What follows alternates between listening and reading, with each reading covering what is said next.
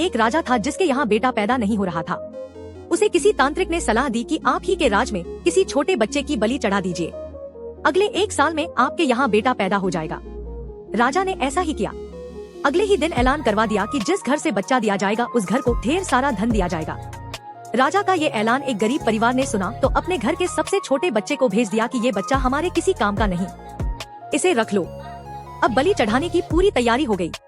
राजा ने बच्चे से पूछा, कोई तुम्हारी आखिरी इच्छा? तो बच्चा बोला, मुझे बस थोड़ी सी गीली मिट्टी लाकर दे दो। मिट्टी लाई गई तो उस बच्चे ने उस मिट्टी से छोटे छोटे 4 मकान बनाए और उसके बाद एक एक करके 3 मकानों को लात मारकर गिरा दिया। एक को रहने दिया और उसके सामने हाथ जोड़कर दुआ की और राजा को बोला, अब मेरी बलि चढ़ा दो। यह देखकर राजा को बड़ा अजीब लगा।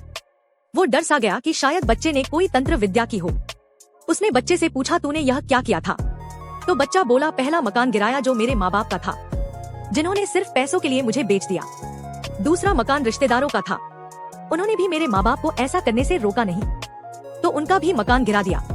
तीसरा राजा जी आपका तो काम है लोगों की रक्षा करना, लेकिन आप भी अपने लालच के लिए रक्षक से भक्षक बन गए।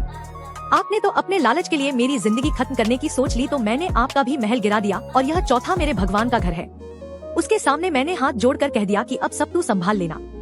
राजा ने बच्चे की बात सुनी तो आंखों में आंसू आ गए और गहराई से सोचा कि किसी हंसती खेलती जिंदगी को खत्म करके मुझे बेटा मिल भी गया तो मेरे किस काम का, क्योंकि मेरे राज में न्याय की भूल हो सकती है, लेकिन उस ऊपर वाले की डायरी में गलती की कोई गुंजाइश नहीं है। राजा ने रोते हुए बच्चे को गले लगा लिया और बोला, आज से तू ही मेरा बेटा है। इस कहानी का मतलब है कि दुनिया के सामने झुकने से कुछ नहीं होगा, क्योंकि दुनिया अपने मतलब के लिए कुछ भी कर सकती है।